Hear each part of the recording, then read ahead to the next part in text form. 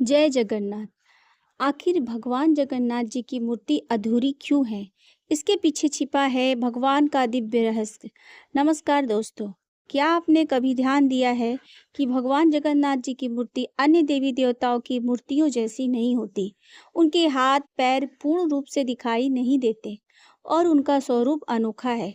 क्या इसके पीछे कोई रहस्य है या यह किसी दिव्य घटना का परिणाम है? कहा जाता है कि भगवान अपने भक्तों की परीक्षा भी लेते हैं और उन्हें प्रेम का सबसे बड़ा पाठ भी पढ़ाते हैं। भगवान जगन्नाथ की मूर्ति का रहस्य भी ऐसे ही एक अद्भुत कथा से जुड़ा है। बहुत समय पहले मालवा के राजा इंद्रदुम्न भगवान विष्णु के परम भक्त थे।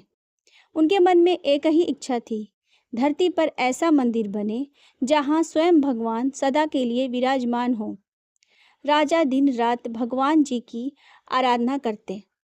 एक रात भगवान विष्णु ने स्वप्न में दर्शन देकर कहा, हे राजन, तुम्हारी भक्ति से मैं प्रसन्न हूँ।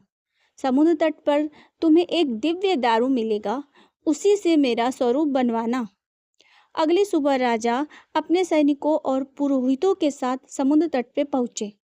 वहां सचमुच एक अद्भुत दिव्य लकड़ी लहरों के बीच पड़ी थी। उसे बड़े सम्मान से महल लाया गया। लेकिन प्रश्न था, इतनी दिव्य मूर्ति बनाएगा कौन? तभी एक वृद्ध बढ़ई राज दरबार में आया। उसके चेहरे पर तेज था, आंखों में शांति और वाणी में विश्वास।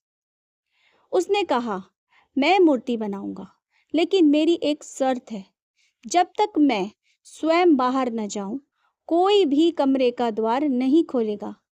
यदि किसी ने दरवाजा खोला तो मैं उसी क्षण अपना कार्य छोड़ दूंगा। राजा ने बिना देर किए शर्त स्वीकार कर ली। वृद्ध बढ़ई कमरे में गया, दरवाजा बंद हो गया। दिन बीतने लगे। अंदर से लकड़ी तराशने की आवाज आती रहती थी। पूरे राज्य में उत्सव जैसा माहौल था। सभी को विश्वास था कि अब भगवान स्वयं उनके बीच आने वाले हैं।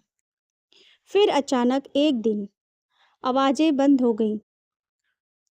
पहला दिन बीता, दूसरा दिन भी बीत गया, तीसरे दिन भी कोई हलचल नहीं हुई।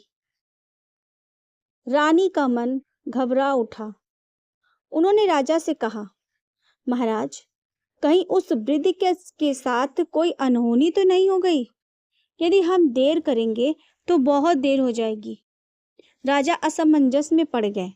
एक और भगवान ने से किया हुआ वचन था, दूसरी ओर चिंता। आखिरकार उन्होंने दरवाजा खुलवाने का निर्णय लिया। जैसे ही दरवाजा खुला, सबकी आंखें आश्चर्य से फैल गई। कमरे में कोई बढ़ई नहीं था। वहां केवल 3 दिव्य मूर्तियां थीं, भगवान जगन्नाथ, बलभद्र और सुभद्रा। लेकिन उनके हाथ पैर पूर्ण नहीं थे। राजा की आंखों से आंसू बहने लगे। उन्हें लगा कि उन्होंने अधीर होकर बहुत बड़ी भूल कर दी। उसी क्षण आकाशवाणी हुई, हे इंद्रदुम्न, शोक मत करो। वह बढ़ई कोई साधारण मनुष्य नहीं था, वह स्वयं विश्वकर्मा थे और यह सब मेरी इच्छा से हुआ है। मैं इसी स्वरूप में संसार में पूजे जाना चाहता हूँ। मेरा यह रूप सभी को बताएगा कि ईश्वर बाहरी पूर्णता से नहीं, बल्कि प्रेम, भक्ति और विश्वास में बसते हैं। राजा ने हाथ जोड़कर भगवान से क्षमा मांगी। फिर उसी दिव्य स्वरूप की विधि विधान से स्थापना की गई। तभी से पूरी धाम में भगवान जगन्नाथ, उनके बड़े भाई बलभद्र और बहन सुभद्रा इसी अद्भुत रूप में विराजमान हैं। आज भी सब लाखों श्रद्धालु भगवान जगन्नाथ के दर्शन करते हैं तो उन्हें यह संदेश मिलता है कि भगवान किसी के रूप, रंग, धन या पद को नहीं देखते। वह केवल सच्ची श्रद्धा और निर्मल हृदय को स्वीकार करते हैं। इसी कारण भगवान जगन्नाथ को सबके नाथ कहा जाता है। वे हर भक्त को समान दृष्टि से देखते हैं।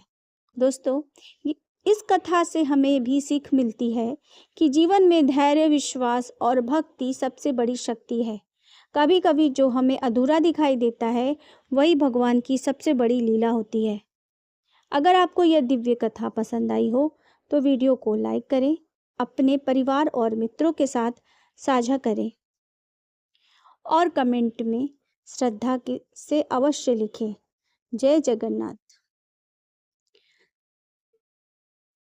लेकिन क्या आप जानते हैं कि भगवान जगन्नाथ हर 12 से 19 साल के बीच अपना शरीर बदलते हैं, जबकि उनका दिव्य ब्रह्म तत्व वही रहता है। इस रहस्य को जानकर शायद आप और भी आश्चर्यचकित हो जाएंगे। यदि आप इस कथा को जानना चाहते हैं तो कमेंट में यस लिखिएगा। इस अद्भुत रहस्य की पूरी कथा की वीडियो आप तक बहुत जल्दी पहुंच जाएगी। तब तक के लिए जय जगन्नाथ।